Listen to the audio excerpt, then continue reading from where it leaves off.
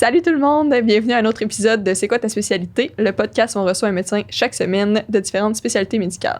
Donc aujourd'hui, on a reçu Dr Nadine Cora, qui est pédiatre au Children's Hospital.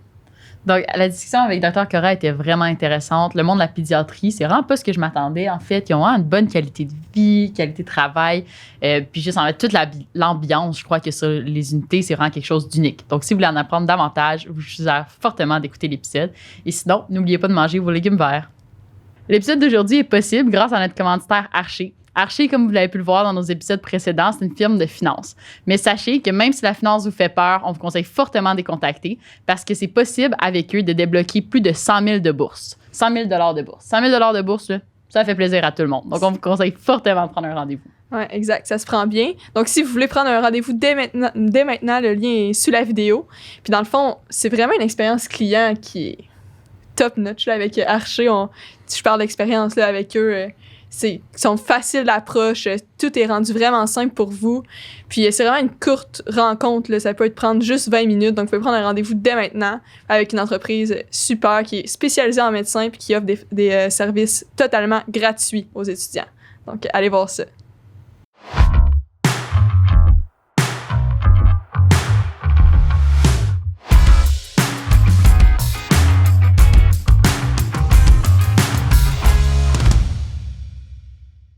Donc, merci beaucoup, Dr Cora, d'être venue avec nous aujourd'hui. Ça me fait plaisir. Pour commencer, on voulait savoir, est-ce que la médecine vous a toujours intéressé? C'est vraiment la chose que vous voulez faire depuis que vous êtes tout petite? Je pense que oui. Je ne sais pas pourquoi, parce que j'ai aucune personne dans ma famille qui fait de la médecine.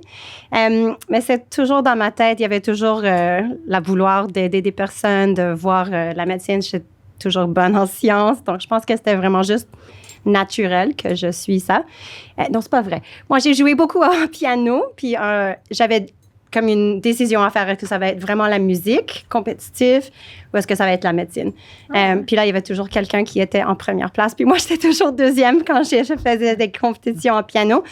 Donc, j'ai dit non, pas la musique, je vais aller en médecine. Mais dès que j'ai fait ce choix-là, je pense que c'était toujours là. Je sais pas pourquoi, mais c'était comme un feeling que moi j'avais. Puis ça a fonctionné directement après le cégep. Dans le fond, vous avez réussi à rentrer à McGill. Non, donc j'ai fait un baccalauréat en premier. OK. Puis après, je suis rentrée. Un bac en quoi? En physiologie. OK. J'ai même fait une maîtrise entre tout ça puis rentrée en médecine. Mais dès qu'on a commencé, c'était toujours avec le but de faire ça. Moi, j'avais des opportunités de voir d'autres choses, de faire un petit peu de recherche pour voir est-ce que c'était plus ce type de médecine que je voulais faire. Non, c'est beaucoup plus clinique que je voulais faire. Donc, moi, j'ai eu des opportunités d'essayer de voir un tout petit peu c'est quoi, quelle sorte d'autres choses qu'on peut faire dans la vie. Mais là, c'était assez facile de choisir une carrière en médecine. Mm-hmm. Puis rendu en médecine en tant que telle, oui. Je pense que vous avez fait votre médecine à McGill, c'est oui. ça? Est-ce que vous saviez dès le début que la pédiatrie, c'était là-dedans que vous allez aller? Oui. Mais ça a pris du temps pour vraiment le confirmer. Je sais que moi, je suis la plus vieille de 3 filles, donc j'avais des petites sœurs de prendre soin, beaucoup de cousins et cousines. Il y avait toujours comme la vouloir de prendre soin des enfants, même si je ne savais pas exactement ça veut dire quoi, pédiatrie, puis quelle sorte de soins on va donner. Il y avait toujours la vouloir de participer avec les enfants. Je me souviens, moi, j'étais en 4e année, ma dernière stage en clerkship. Puis c'était la médecine interne. Et moi, j'étais au ancien Royal Vic en été. Puis chaque jour, quand je rentre, il y avait mon patient qui était là. Il avait juste 50 quelques années, mais il faisait la diabète, puis il fume à tous les jours, dehors. Puis on était dû pour amputer son pied dans quelques jours, mais il était là à chaque jour avec sa cigarette. Et j'ai dit, mais ça se peut pas! On te dit à tous les jours, il faut changer la vie, il faut s'améliorer ton lifestyle. Comme, on va amputer ton pied, on va faire la même chose sur l'autre côté. Pourquoi tu m'écoutes pas? Donc, ça me frustrait tellement. J'ai dit, non, je veux pas prendre soin des adultes. Je veux prendre soin des enfants parce qu'il y a au moins la famille. Ils écoutent pas 100%, mais presque 100%. Il y a la famille qui veut vraiment écouter, changer la vie, faites le mieux possible pour leurs enfants. Puis moi, c'est beaucoup plus facile d'avoir ces discussions-là qu'avec un autre adulte qui m'écoute pas. Ouais. Donc ça va vraiment confirmer que c'est la pédiatrie que je voulais faire. Je peux quand même comprendre que ça peut vraiment être une frustration, probablement, dans certains cas. Ouais. Clairement. Ouais. Donc là, rendu en résidence, comment ça se passe une résidence en pédiatrie? Tu sais, on s'en parlait un peu avant, on avait comme l'impression que ça doit être un petit challenge que notre 4 ans de médecine est tellement focusé sur les adultes. Tu sais, on parle un peu une fois de temps en temps de la pédiatrie, mais c'est comme vraiment effleuré, tu sais, rapidement. Donc, de transitionner avec cette population-là, ça doit quand même être un peu challengeant au début. Un peu. Nous, on avait le choix de faire plusieurs électifs dans le même endroit. Donc, moi, j'ai fait beaucoup en pédiatrie. Je sais que c'est un petit peu différent maintenant, mais j'avais au moins plusieurs opportunités de travailler avec les enfants. Mais dès qu'on commence à McGill, c'est là que j'ai fait ma résidence au Children's, on fait 3 ans de pédiatrie générale. Et après ça, tu peux choisir une spécialité si tu veux, comme la gastroentérologie, rhumatologie pédiatrique, ou tu peux rester en péd générale pour un autre an pour travailler à l'extérieur comme consultant, ou 2 ans de plus si tu veux rester dans l'hôpital. Puis il y a tout le choix. Donc, on fait le NICU, PICU, à l'extérieur, les cliniques, l'urgence, les étages. Donc, on est exposé vraiment à tout. Donc, en pédiatrie, c'est les nouveau-nés ou même les prématurés jusqu'à l'âge de 18 ans. Donc, c'est assez large comme spectrum d'âge qu'on va suivre. Donc, on est exposé à tout le monde, tout le temps. On donne des choix, en particulier aux deuxième année de résidence, de faire plusieurs électifs. Donc, si tu veux essayer voir c'est quoi un pneumologue pédiatrique, un rhumatologue pédiatrique, mais là, il y a des options à faire ça. Là, avec la COVID, c'est moins possible, mais moi, j'ai aussi voyagé comme à CHIO, à SickKids à Toronto pour voir un tout petit peu d'autres organisations aussi. Et donc, ça aide vraiment à confirmer est-ce que c'est ça que tu veux faire comme la reste de ta vie. Comment tu te sens après une journée, après une semaine, après un mois de stage. Et est-ce que ça te donne la joie? Ou est-ce que c'est trop difficile? Ou est-ce que, même si je pensais que parler avec la famille serait plus facile, est-ce que c'est plus dur et je ne savais pas? La réponse est non. C'est beaucoup plus facile. Mais est-ce que c'est vraiment ça que tu voulais faire? Est-ce que ça te donne encore le vouloir de revenir à tous les jours? Parce que durant la résidence, je suis sûre que tout le monde a dit ça, c'est dur. Ouais. Hein, c'est là qu'il faut vraiment travailler fort parce que comme tu viens juste de dire, tu as 3 ans, 4 ans, 5 ans, de vraiment comprendre tout, de sentir comme établi dans ton profession avant de commencer la profession. Donc, il faut vraiment être sûr de ce que tu fais, d'avoir tous les skills, d'avoir tous les besoins avant de commencer à travailler. Donc, les heures sont là. Nous, on fait beaucoup de stages, beaucoup de choses, mais très bien supporté pour être sûr que ça va bien. Donc, c'est ça que j'ai fait. Puis c'est quoi justement les rotations, les électifs que vous avez le plus aimé, mettons, dans... Avez-vous hésité sur des sous-spécialités un peu? Oui. Moi, chaque fois que j'ai fini une sous-spécialité, j'ai dit non, c'est ça que je veux faire. Donc, je voulais faire comme pneumologue. Et après, j'ai fait en rhumatologie. Non, je n'étais pas assez intelligente pour rhumatologie, mais j'ai fait plusieurs rotations, puis j'ai toujours fini le mois de dire ça, j'aime beaucoup. Sont vraiment intéressants, les patients. Et là, j'ai dit, moi, j'aime beaucoup tout ce que je vois. Donc, selon moi, c'était plus la pédiatrie générale, mais dans un hôpital. Donc, c'est très spécifique dans un hôpital. Moi, je n'ai pas de clinique, je sors pas de l'hôpital. Je vois juste les enfants qui sont admis la plupart du temps à l'hôpital de Montréal pour enfants. Donc, là, c'est comme la médecine interne, mais pour les petits. Donc, c'est beaucoup de pathophysiologie, c'est beaucoup de surspécialités qui vont travailler ensemble.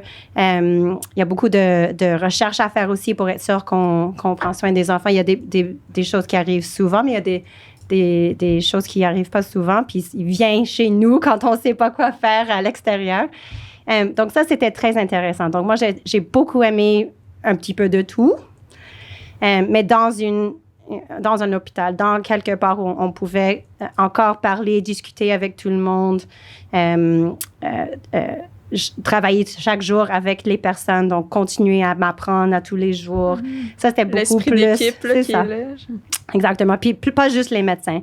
Donc là, on a tellement d'ergothérapie, physiothérapie, musicothérapie. Il y a tellement de personnes qui peuvent ajouter à la bénéfice et à la vouloir de prendre soin des patients que c'est magique à voir comment ça peut s'évoluer. Souvent, j'explique à mes résidents puis à mes étudiants, c'est juste le temps qui corrige beaucoup dans la vie ou qui vont soigner les enfants. Donc, nous, il faut juste les supporter pendant ce temps-là. Ils vont faire tout le travail eux-mêmes. Nous, on aide un peu. Mais c'est beaucoup plus eux qui vont faire ça. Donc, en voyant ce qui arrive, en donnant le support et même comme des choses pour donner de l'esprit pour les parents, de donner un petit peu de enseignement pour les parents. Ils sortent plus confortables, plus...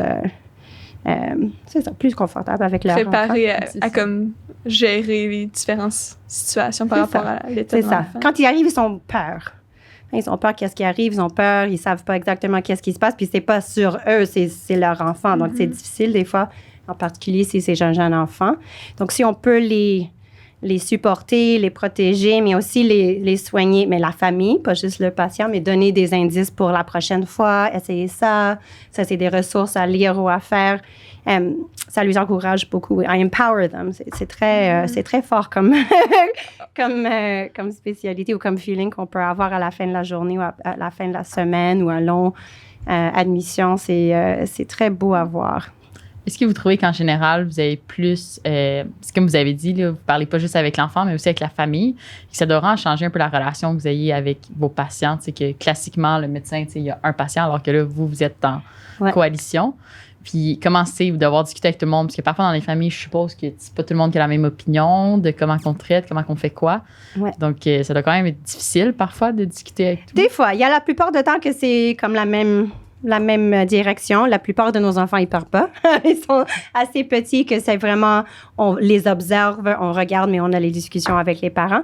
Mais dès qu'il y a quelqu'un qui peut avoir une conversation avec nous, on essaie de commencer avec les petits-enfants ou avec les adolescents. Ça, c'est très différent. Puis, on ajoute les parents, c'est sûr, dans chaque situation, mais c'est pour plus de support. Mais on commence avec l'ado, par exemple, on va chez les parents, mais on retourne à l'adolescent pour être sûr que tout le monde est sur la même page. Puis, quand ils vont partir à la maison, ils savent que nous, on a donné comme de l'information à la patiente ou à le patient pour être sûr que ils peuvent continuer à se gérer, à parler de leurs symptômes, n'importe quoi. Puis les parents sont là pour supporter. Juste comme nous, on a montré à eux, on parle avec toi, mais il faut avoir aussi la famille à te supporter puis à t'aider à faire parce qu'ils sont encore dépendants à plusieurs parties du temps sur leurs parents pour tout. Fait que l'enfant a la compréhension un peu de ce qui se passe aussi. Est-ce que ça arrive des fois, c'est vraiment juste par curiosité, que les parents ne veulent pas dire à l'enfant qu'il y a une telle maladie ou un tel diagnostic? Ouais. Puis est-ce qu'en général, c'est plus quelque chose que vous conseillez ou conseillez moins? Ça, c'est dur. Ça dépend de la situation. Mais en général, on conseille qu'il faut vraiment le dire, mais peut-être pas quand moi, je veux le dire. Si les parents veulent réfléchir un tout petit peu, ils veulent parler avec leurs parents ou quelqu'un dans leur communauté avant, mais là, ils vont demander le support avant de parler avec l'enfant. Ça, on va respecter ce choix-là. Mais en général, on veut que l'enfant entende. On veut qu'ils participent dans toutes ces discussions-là parce que c'est leur vie. Oui. Même s'il y a quelqu'un qui aide à nourrir et à protéger, mais c'est leur vie. Donc, on veut être sûr qu'ils sont pas exclus. Donc, ça dépend. Des fois, on peut attendre un tout petit peu juste pour supporter les parents avant parce que si eux, ils sont pas prêts, mais là, l'enfant va regarder aux parents pour de l'aide puis ils vont pas l'aider. Donc, on attend de temps en temps, mais on veut vraiment les supporter. Puis ça, c'est une autre chose qui est très bien à l'hôpital. Je suis sûre à l'extérieur aussi, mais il y a beaucoup de ressources qu'on peut donner aux parents. Il y a beaucoup de personnes avec qui je travaille, comme les travailleurs sociaux, la musicothérapie encore. Il y a plein de personnes qui peuvent aider à quoi dire. Il y a des ressources, on a des jouets, on a des livres, comment utiliser ces mots-là, comment expliquer. Nous, on a des poupées qui peuvent rentrer dans la chambre pour voir quelle sorte de chirurgie va arriver. Donc, c'est tous des bonnes choses. Il y a souvent une bonne relation avec tout le monde. Puis tout le monde veut aider le patient. Il y a toujours le focus de l'enfant au milieu. Donc, tout le monde autour, incluant la famille ou incluant les parents qui veulent les supporter, travaillent ensemble. Puis j'aime ça beaucoup. Puis en parlant de ressources et de soins connexes, moi j'ai entendu dire, je ne sais pas si c'est un mythe, que les soins en pédiatrie sont vraiment mieux organisés dans le sens qu'un enfant peut avoir accès plus rapidement à plusieurs spécialistes dans le même hôpital, par exemple. Souvent, ils sont tous au même endroit. Est-ce que c'est une grosse différence vraiment entre le système adulte et enfant ou il n'y a pas vraiment de différence? Ça, c'est une bonne question. Ça fait longtemps que je travaille avec les enfants, avec les adultes. Je pense que dans une centre pédiatrique comme tertiaire où moi je travaille et le centre d'adultes, par exemple, au Glen, le Royal Vic juste à côté de nous, c'est probablement la même. Mais je ne sais pas s'il y a plus d'efforts avec les enfants parce qu'on veut moins souffrir ou je ne sais pas, mais c'est pas facile. Il y a toujours dans la communauté aussi, on va faire des transferts où on veut trouver des personnes. Des fois, il y a encore des attentes. C'est pas magique en pédiatrie. C'est pas parfait. Non, c'est pas parfait. Mais c'est peut-être tout le monde essaye plus fort. Je sais pas si je suis toujours dans cet environnement-là. Donc, selon moi, c'est comme ça. C'est la norme. C'est la norme. Je comprends. Mais ça se peut. Puis, y a-t-il d'autres grandes différences entre le milieu pédiatrique puis le milieu adulte que... Tu sais, je sais que c'est comme vous dites, ça fait longtemps que vous avez pas avec les adultes. Mais si on parle avec les résidents, par exemple, qui viennent en pédiatrie, il dit que c'est plus fun. Je sais pas, parce qu'il y a peut-être, nous, on a des clowns qui sortent une fois par semaine sur les étages, ou on a la musique, ou les jouets, ou des choses comme ça. Donc, peut-être c'est plus amusant pour travailler avec les enfants. Mais je pense que c'est la même. Dans l'hôpital, par exemple. Parce que là, il y en a des enfants qui sont très malades. C'est très compliqué des fois. Donc, c'est pas juste... Peut-être c'est différent dans une clinique, par exemple. Mais là, c'est assez compliqué quand même qu'il faut vraiment être sérieux. Il faut avoir tous les supports, les mêmes règles de respect, de procédure, exactement. Mais on a des clowns aussi. Donc, peut-être c'est plus amusant, je sais pas. Si on revient un peu à vos études, parce qu'après votre résidence, vous avez quand même été faire une surspécialisation à Toronto. Oui. Est-ce que vous pouvez nous parler un peu plus de cette surspécialisation-là? Oui. Donc, à Québec, c'était demandé si vous voulez rester dans un hôpital ou dans un centre tertiaire, il faut avoir une expertise. Puis, il faut aller dehors de Québec, de trouver cette spécialité ou de cette expertise, puis revenir avec. Donc, si je voulais travailler dans une clinique à l'extérieur, moi, j'ai pas dû de faire ça, mais à cause que je voulais rester à l'hôpital, c'était le plan. Donc, moi, j'ai choisi l'hôpital Sick Kids à Toronto. C'est la plus grande hôpital dans notre pays. Au Canada? Au Canada, c'est le plus gros, ouais. Pédiatrique. Ouais. Puis ça vient juste d'être comme la meilleure hôpital pédiatrique au monde, je pense. En tout cas, wow. C'est très bien. Mais c'est drôle parce que même si c'est plus grand, puis il y a plus de personnes qui travaillent là, puis plus de spécialités, puis plus de cas comme différents et rares, c'est un petit peu la même médecine que nous, on travaille ici. C'est la même entourage qu'on donne, c'est la même support, c'est la même pensée. Donc, ça, c'était bien à savoir. Mais donc là, j'ai fait 4 ans à l'hôpital de Montréal pour enfants. Puis c'est durant ma 4e année que j'étais là que j'ai dit oui, je voulais vraiment sortir à Toronto, faire ça. Pour voir un tout petit peu plus aussi les enfants complexes, etc., parce qu'il y en a beaucoup plus à Toronto, qui viennent du monde entier, pour être traités là. Donc ça m'a exposé à d'autres personnes aussi. C'était très bien. C'est pas... Avant de partir à Toronto, je voulais pas, mais on était exposés de sortir si on voulait rester ici. Mais c'était une de mes années, mais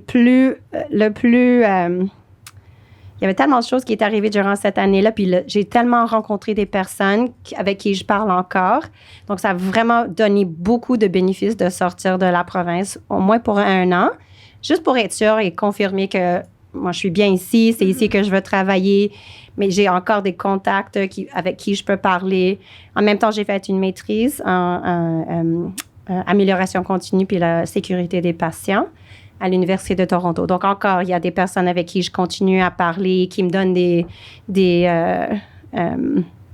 opportunités académiques. Donc, peut-être ça peut arriver si on reste dans le même endroit. Puis, le Children's ici était comme un hôpital très, très bien connu aussi. Donc, je voulais pas sortir juste pour dire que j'ai sorti de la province. Mais ça a vraiment me donné comme la chance de faire des contacts assez spéciaux.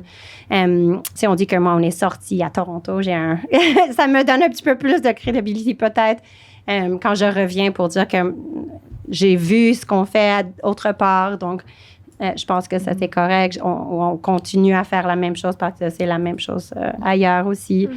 Donc, même si je voulais pas, c'était vraiment une très bonne année pour moi. Très enrichissant. Ouais. Donc, si on a la chance, je sais qu'il y a des personnes qui veulent travailler, qui veulent voyager aussi. Donc, c'est toujours une bonne chose à faire. Mais si jamais vous pensez non de rester, réfléchirez peut-être sortir juste un petit peu hors de... Sans que ce soit vraiment long, des fois, juste faire un petit C'est ça. saut. C'était juste 1 an pour moi, puis assez long, mais c'était très bien. Ça a passé très vite, puis ça a vraiment comme confirmé tout ce que je voulais faire, que je peux amener.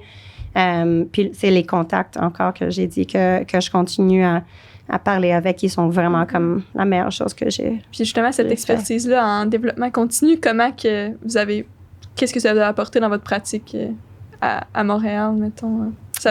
Pour la qualité, ouais. Oui, exact. Donc, c'était assez nouveau. Quand moi, j'ai sorti ou quand je voulais passer mon année à Toronto, il n'y avait pas de maîtrise. Il y avait juste un certificat en qualité dans la sécurité des patients et amélioration continue. Mais juste avant de commencer, ils ont dit « Ah, mais aussi, j'ai une maîtrise pour 1 an. Est-ce que tu veux le faire? » Et j'ai dit « OK, bon, sure. » Ça ne change pas. Je suis là pour 1 an, donc je vais avoir la maîtrise. Puis ça a vraiment donné une formation qui n'existait pas à l'hôpital de Montréal pour enfants. Donc, moi, j'étais comme une des premières à l'amener. Puis encore, même si j'ai des idées, même si j'ai des collègues qui font un petit peu la même chose, mais qui le fait par expérience ou par d'autres choses, par les livres qu'ils vont lire. Moi, j'ai comme une maîtrise qui est l'expérience avec tout ce que j'ai fait pour dire que moi, je suis formée dans quelque chose de particulier. Puis c'est un petit peu ça que les hôpitaux en particulier cherchent. Oui, je suis bonne en pédiatrie, mais il y a beaucoup de personnes qui sont bonnes en pédiatrie. Donc, est-ce qu'il y a quelque chose d'autre que je peux amener? Est-ce qu'il y a quelque chose d'autre que je peux ajouter dans mon centre académique pour McGill, etc.? Puis c'est ça qu'on voulait chercher. Puis ça aussi, c'était vraiment à la fin que j'ai trouvé ça parce que, encore, j'ai aimé beaucoup ce que je faisais pendant ma résidence avec la recherche, avec l'éducation. Mais c'était plus après que j'étais résident-chef, chief resident. Là, il y avait tellement de choses par rapport à les horaires, avec s'il y a quelqu'un qui ne vient pas, mais la sécurité des patients, qu'il faut être couvert, mais je ne veux pas trop stresser mes résidents. Il y avait comme une introduction naturelle à voir comment est-ce qu'on peut améliorer la soin pour tout le monde. Pas juste les patients, mais aussi les résidents et le staff qui travaille. Donc là, il y avait toujours ces petites possibilités qui viennent juste comme de me trouver à la fin. Et j'ai dit, OK, je vais essayer de voir ça. Puis là, ça se développe très vite parce que c'est quelque chose assez nouveau, mais très demandé par rapport à les hôpitaux et les cliniques autour du monde, mais en particulier au Canada, parce que tout le monde veut faire le mieux possible. Mais il y a des fois... Oui, exactement, et s'améliorer. Même la recherche clinique qu'on fait, c'est parce qu'on veut trouver une solution meilleure pour traiter nos enfants ou nos patients. Donc, c'est un petit peu la même chose, mais c'est plus focusé sur des processus, comment est-ce qu'on va trouver ces réponses-là, comment est-ce qu'on va former ces réponses-là, comment est-ce qu'on va communiquer, comment est-ce qu'on peut diminuer la hiérarchie pour être sûr que tout le monde peut parler s'il y a quelque chose qui ne va pas bien, etc. Parce que c'était pas toujours là, même si on pense que ça devrait être comme ça quand on rentre dans un hôpital ou dans une clinique, c'était pas toujours là. Donc, comment est-ce qu'on va faire ces changements-là, comment est-ce qu'on va changer la culture? Donc, c'était très intéressant parce que c'était comme la vie quotidienne qu'on voulait changer, mais comment est-ce qu'on peut faire ça effectively? Donc, c'est ça que je commence à faire à tous les jours. Donc, j'avais mon année de maîtrise, mais je continue comme à tous les jours et à toutes les années de trouver encore d'autres choses. Il y a d'autres personnes. Observer ce qui pourrait être amélioré, puis là, bon, comment on pourrait rendre ça le plus optimal possible. C'est ça. Puis il y en a plus aussi qui ont fait plusieurs études ou maîtrises qui spécifient aussi. Donc, nous, on parle ensemble. C'est vraiment comme... Il y a une culture qui commence à changer. C'est vraiment cool. Qui est vraiment cool, oui. C'est ça, vous êtes chef du département inpatient. Je ne sais pas comment traduire ça. Oui, l'unité d'hospitalisation. C'est ça. Puis est-ce que ça, c'est ça, votre maîtrise vous a permis de mieux organiser ces soins-là, et etc.? C'est une bonne question. Donc, il y a 3 personnes qui travaillent un petit peu ça comme chef. Donc, moi, il y en a un qui est comme... On partage beaucoup, mais elle est en train d'être sûre que tout le monde travaille bien, qu'il n'y a pas de gros problèmes par rapport aux ressources, etc., pour que l'unité va travailler bien et fonctionnelle. Puis il y en a 2 qui sont moi puis ma collègue qui est un petit peu sur spécialité, mais c'est ça. C'est pour être sûr que s'il y a des problèmes de sécurité, s'il y a des problèmes de qualité avec des choses qu'on utilise ou avec la langage ou avec un problème qui est arrivé, est-ce qu'on a parlé avec les patients, est-ce qu'on va changer pour être sûr que ça n'arrive pas encore, etc. Donc ça, c'est vraiment mon focus sur les unités. Puis c'est une des plus grandes unités à l'hôpital. Donc, il y a aussi comme les urgences, les soins intensifs, etc., qui ont leurs collègues aussi, mes collègues qui sont là aussi, qui vont tous essayer de faire la même chose. Donc, il faut travailler ensemble aussi. Donc, il faut parler avec tout le monde pour être sûr que si on fait quelque chose, un changement pour améliorer la vie des patients ou améliorer la vie de même personnes qui travaillent, qu'on va le faire pas juste sur mon unité. Donc, je vais parler, faire la recherche et décider de faire ça avec mes collègues aussi à l'hôpital. Donc, c'était un petit peu... Oui, je pense que oui, ça m'a aidé pour répondre à ta question il y a quelques minutes. Mais c'était encore juste quelque chose qui est arrivé. Moi, j'étais assez nouveau, donc on te demande à faire plein de choses parce qu'on a de l'énergie quand on rentre dans un emploi pour la première fois. Et comme j'avais mon focus sur continuer à améliorer des choses, mais là, on voulait juste... être ça sûr allait que... de soi, là. Exactement. Puis quand moi, j'ai commencé, on est juste à la fin à l'ancien hôpital. Donc, c'est ma 2e année, je pense, de carrière où on a fait le déménagement. Donc, ça, on pensait beaucoup de comment est-ce qu'on va déménager 36 enfants qui sont malades ou qui sont connectés, etc. Ouais. Une à la fois. Et juste sur mes étages, il y avait aussi les soins, il y avait tout le monde d'autre, mais sur mon unité, comment est-ce qu'on va faire comme one-on-one, être sûr que tout le monde est sécure? Est-ce qu'il faut avoir un résident? Est-ce qu'il faut avoir un médecin? Est-ce qu'il faut avoir un ergothérapeute? Donc, c'était beaucoup, beaucoup de planification. On avait fait des simulations. C'était très cool comme J'avais expérience. jamais pensé à ça, mais c'est vrai qu'il y a un déménagement comme ça. Oui, mais on avait déménagé. Donc, ça, c'était comme un gros projet. Donc, avec ça, il y a comme toujours la culture de dire, OK, là, on est dans un nouveau espace. Même si on a de nouveaux équipements, il y a encore des petites choses qui ne vont pas bien. Mais c'est pas parce que j'ai un nouveau stéthoscope que ça va fonctionner mieux. Il faut vraiment aussi changer le milieu, la culture, comment est-ce qu'on va travailler puis parler. Donc, puis en étant justement dans un hôpital tertiaire comme ça, tu sais, ça fait porter plusieurs chapeaux un peu, tu sais, justement, chef d'unité, un peu de temps avec les étudiants à McGill. Tu sais, comment ça se passe au niveau équilibre de vie, comme avoir plusieurs chapeaux comme ça? Ça aide, je pense, parce que chaque semaine est différent pour moi. Chaque jour, vraiment, mais chaque semaine est différent. Donc, moi, je peux focusser à différentes choses. Par exemple, si je fais une semaine de service, je suis très focusée sur mes patients seulement et je réponds moins vite à mes emails parce qu'il y a tellement de choses à faire chaque minute et chaque jour avec mon équipe qui est là à enseigner les étudiants et les résidents, mais aussi à prendre soin de tous les enfants qui sont là. Mais quand je suis pas sur une unité en service, par exemple, moi, je peux avoir des cliniques ou des suivis, mais j'ai aussi le temps de faire mes réunions, ma recherche, mes études, de l'enseignement, parler avec les les étudiants et étudiantes en médecine. Donc, ça change comme à chaque semaine ou à chaque jour ce que je vais focuser, qui est très bien. Donc, ça donne une petite marge de manœuvre. Bon, qu'est-ce qu'aujourd'hui... aujourd'hui, j'ai ça à faire, mais vous pouvez probablement... comme l'organiser un peu comme vous voulez. Exactement. Donc, s'il y a aussi comme plusieurs semaines que j'ai faites de suite, puis là, j'ai besoin d'une journée pour moi-même, je peux dire non, je prends pas de réunion aujourd'hui, puis c'est une journée à moi ou à mes enfants ou à faire quelque chose de différent, à catch-up, etc. Donc, il y a beaucoup de flexibilité.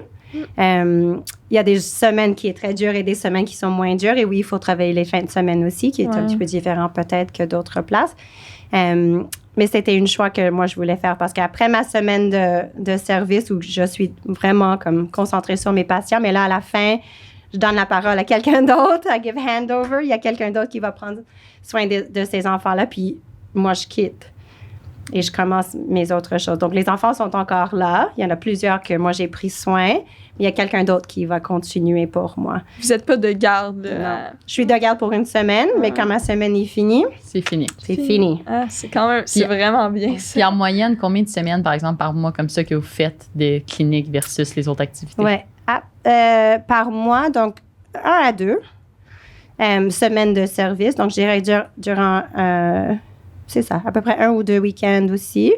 Mais c'est pas là. J'ai une semaine, par exemple, aujourd'hui, j'avais des réunions ce matin, un petit clinique cet après-midi, donc je pouvais faire d'autres choses, comme venir ici. Ouais. Puis, j'ai pas dans ma tête des patients qui sont en train d'avoir des évaluations. Il faut pas que je check leurs signes vitaux la nuit pas de parce qu'il y a résident quelqu'un qui va d'autre. vous Non, appeler. exactement. J'ai pas ma pagette parce qu'il y a quelqu'un d'autre qui prend la relève C'est pour sûr moi. que ça doit vraiment aider à justement être capable de se déconnecter complètement. Presque complètement. Ouais, oui, presque, mais oui. ouais. Est-ce que c'est une pratique générale en pédiatrie ou c'est vraiment plus à votre hôpital que c'est comme ça? Je pense en pédiatrie, mais dans un hôpital. Je pense que Ok. si vous êtes pédiatre, comme un médecin de famille ou quelqu'un qui travaille dans la communauté, peut-être vous ne travaillez pas les fins de semaine ou peut-être oui, mais je pense pas que, selon moi, je ne sais pas parce que j'ai jamais travaillé dans la communauté, mais si moi j'ai mes enfants, mes patients, il y a toujours la possibilité qu'ils ont besoin de quelque chose. Ils vont avoir une question, ils vont demander mon équipe ou ma clinique ou mon infirmière, etc. Donc, je suis toujours disponible pour eux. Qui est peut-être très bien pour quelqu'un qui aime cette relation-là puis prendre soin des patients, mais selon moi, on ne ferme jamais le cerveau. Pour moi, c'est très dur pour une semaine. Je pense pas à mes enfants, mais je pense à mes patients. Mais à la fin de cette semaine-là, c'est fini parce qu'il y a quelqu'un d'autre qui va prendre la relève. Donc, ça, c'est mieux pour moi.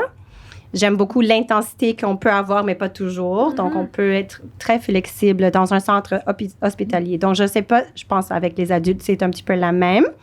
Si tu parles à mes collègues, par exemple, en soins complexes ou en soins intensifs, par exemple, c'est un petit peu la même chose. Quand ils sont là, ils sont comme toujours là parce que les enfants sont très, très, très malades. Mais là, il y a des journées off ou des semaines off parce qu'il y a quelqu'un d'autre qui peut être là par rapport à votre équipe. Donc, à l'hôpital Children's, il y a aussi une bonne équipe pour les étages. Donc, moi, je peux faire comme une semaine par mois. Ah, c'est pratique. Ben ouais. Oui. Sinon, on voit vraiment un peu tout le côté positif de la pédiatrie, tout ça, mais est-ce qu'il y a des points un peu plus négatifs ou des grands défis que vous rencontrez au quotidien ou durant votre carrière? Ça, c'est une bonne question. Je suis sûre qu'il y en a un. Mais c'est difficile parce que je pense que c'est probablement un défi en médecine et pas juste en pédiatrie. Et ça, c'est dès que quelqu'un sort de l'hôpital, comment est-ce que je peux les soutenir hors de l'hôpital? Donc, les transferts pour les enfants, par exemple. Donc, si je demande à mes patients, est-ce que vous avez un médecin de famille ou quelqu'un dans la communauté, il y a comme un tiers qui va dire oui. Puis le reste, non. Donc, comment est-ce qu'on fait les suivis? Je ne veux pas juste dire, bon, mais bonne chance Ouais. dans la communauté sans les aider. Puis là, ça devient un petit peu difficile. Donc, mais c'est pas juste en pédiatrie. Je pense que c'est probablement en médecine en général si on veut trouver des ressources à l'extérieur. À l'hôpital, on est bien. Donc, si j'ai besoin de quelqu'un, si j'ai besoin d'une image, un labo, une expertise, mais moi, je l'ai ici. Mais quand je veux faire la transition dehors ou faire des suivis dehors, des fois, il faut que je les ramène comme à ma centre de jour et je vais continuer à les suivre un tout petit peu. Mais c'est pas le but non plus parce que je suis pas disponible comme quelqu'un dans la communauté pour les voir quand ils veulent. Parce que peut-être je suis de service encore et j'ai pas la disponibilité. Donc, Ça se ferait pas pour tout le monde. non.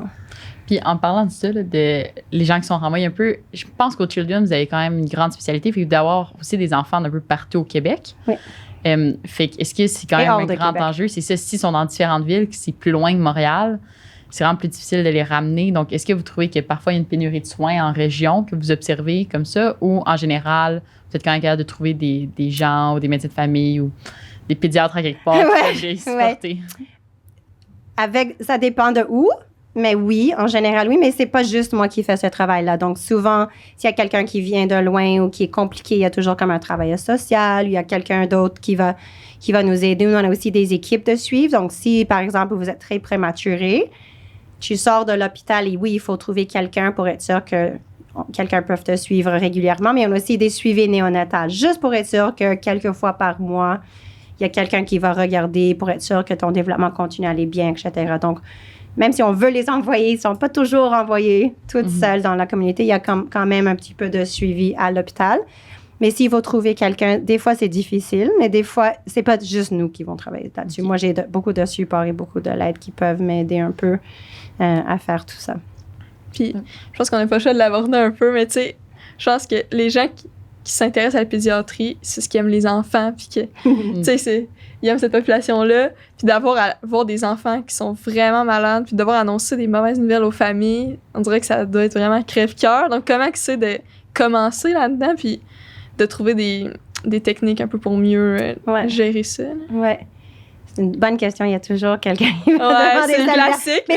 Mais oui, parce qu'on est vraiment dedans quelque chose. Nous, on aime les enfants, c'est sûr. Donc, on veut donner le mieux possible pour ces enfants-là. Puis la plupart du temps, même s'ils sont très malades, ils vont sortir très bien. Comme je pense pas que ça arrive avec les adultes, mais nous, on donne des congés du soins intensifs. Parce qu'ils peuvent changer 2-3 jours après, puis ils peuvent marcher, puis aller à la maison. Donc, les enfants peuvent guérir très, très bien. Donc, c'est la plupart des enfants qui vont aller très bien. Donc, si on a des nouvelles à donner qui sont moins bien, c'est sûr que c'est triste, mais je sais pas si avec mes collègues aussi, mais je suis un petit peu différent. Moi, je comme déconnecte un tout petit peu, puis je suis maman et je suis quelqu'un qui veut le mieux pour mes patients, mais je suis aussi leur pédiatre qui doivent donner des nouvelles et encore les supporter. Donc, nous, on essaie de donner de l'information avec plusieurs personnes qui sont là, leur famille, s'ils ont besoin d'un travailleur social, etc. Puis, on ne les laisse pas non plus. On va donner cette information-là. Peut-être on va sortir, mais on va revenir souvent, voir comment ça va. Si c'est une autre équipe, par exemple, hématologie ou oncologie, qui vont prendre soin de leur enfant, mais je les laisse dans les mains de quelqu'un très spécifique, très intelligent et très bien à faire leur job. Donc, oui, c'est triste, mais je me sens que je fais le plus que je peux pour l'enfant. Je donne le plus de chance pour leur famille et je vais les supporter. C'est ça que j'aime. Même si c'est mauvais comme nouvelle, il y a des choses que je peux donner pour dire, mais on va faire ça ensemble. À la maison, tu peux faire ça. Tu amènes le gros frère, puis on va parler comme ça ensemble. Il ne faut pas le faire toute seule, etc. Même si les nouvelles sont négatives, le rôle reste comme positif. Ouais. C'est ça. C'est un peu de voir ça pas comme étant genre juste la nouvelle négative, mais le positif qui ressort derrière, fait qu'être capable d'amener le plus qu'on peut pour l'enfant. Je pense que c'est une belle façon de voir la chose. Ouais. C'est-à-dire que peu importe ce qu'on fait, il va toujours avoir des enfants malades. Je pense. C'est juste comment on peut les accompagner. C'est sûr qu'il y a des larmes de temps en temps pour tout le monde, mais ça va être comme ça, je pense, partout, pas juste en pédiatrie. Mais... Ouais, c'est clair. Puis c'est quoi qu'il y a en pédiatrie qui se retrouve nulle part ailleurs? C'est le côté plus positif, ce que vous aimez le plus, que vous pensez qui se retrouve nulle part ailleurs? Je sais pas. Ou juste ce que vous aimez le plus de votre travail, mettons. C'est sûr que la flexibilité, j'aime beaucoup. Toutes les choses que je peux faire sont très différentes, mais sont tous des choses que j'aime faire. Donc, voir des patients, faire de l'enseignement, faire de la recherche, avoir une famille, tout ça, c'est comme une bonne chose à avoir. Puis même c'est dans plate les patients, sans avoir une réponse, mais c'est vrai que j'ai... Moi, j'ai Non, mais quelque c'est chose des qui bonnes me vient au bout des lèvres, juste les enfants en tant que tels. Tu sais, oui, il y en a dans d'autres spécialités, mais ça doit être quand même très différent. Travailler avec les enfants. Est-ce que vous avez parlé un peu de clown et tout ça? Est-ce que l'ambiance en général est différente? J'ai l'impression qu'un enfant, peu importe ce qui arrive, doit quand même garder une certaine positivité et un certain espoir qu'il n'y a peut-être pas chez les adultes. Peut-être que je me trompe. C'est un peu Non, ça, c'est vrai. C'est vrai que la plupart du temps, parce qu'ils ont toujours comme un petit joie de vivre, même s'ils sont malades, ou ils vont récupérer très vite aussi. Donc, voir cette évolution est très bien aussi. Non, tu as raison. Sinon, un conseil pour les étudiants comme nous qui sont un peu à la recherche de leur voie? Juste avoir des questions pour savoir c'est quoi ce que vous aimez faire. Donc, même si vous avez une doute, essayez-le. Faites une rotation, faites un stage, demandez des questions à quelqu'un qui le fait, juste pour voir si c'est quelque chose que vous voulez faire. Je pense que même si tu as moi, j'avais toujours la pédiatrie dans ma tête, mais j'ai confirmé avec d'autres choses, puis en travaillant avec les adultes que c'était vraiment ça. Puis même moi, durant ma résidence, jusqu'à la fin, je savais pas exactement ce que je voulais faire, mais c'est correct. Même si tu le connais pas au début, on peut changer même si on décide qu'on veut aller quelque part, on peut changer nos décisions là parce que c'est pas fixe pour la vie.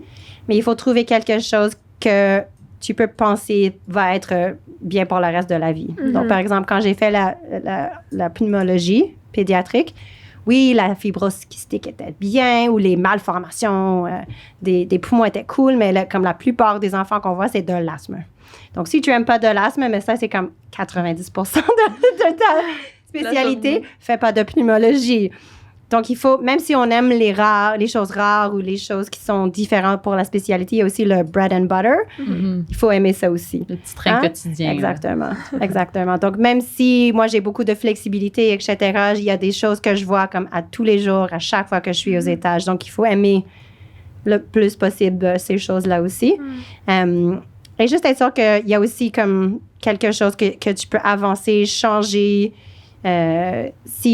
Si tu veux comme continuer à améliorer toi-même, trouver un endroit où tu peux le faire. Donc, si c'est une centre tertiaire comme moi, je peux le faire, mais je suis toujours avec des personnes qui sont intelligentes, qui connaissent des choses. Donc, moi, j'apprends tous les jours aussi.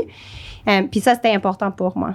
Peut-être c'est moins important pour quelqu'un et c'est correct aussi, c'est différent. Donc, c'est quelque chose un petit peu différent. Mais s'il y a quelque chose qui a une valeur dans ta vie, que tu veux être sûr que tu continues à apprendre ou que tu peux faire de la recherche ou que tu peux travailler avec des étudiants, etc. Mais là, il faut trouver un endroit où tu peux faire ça.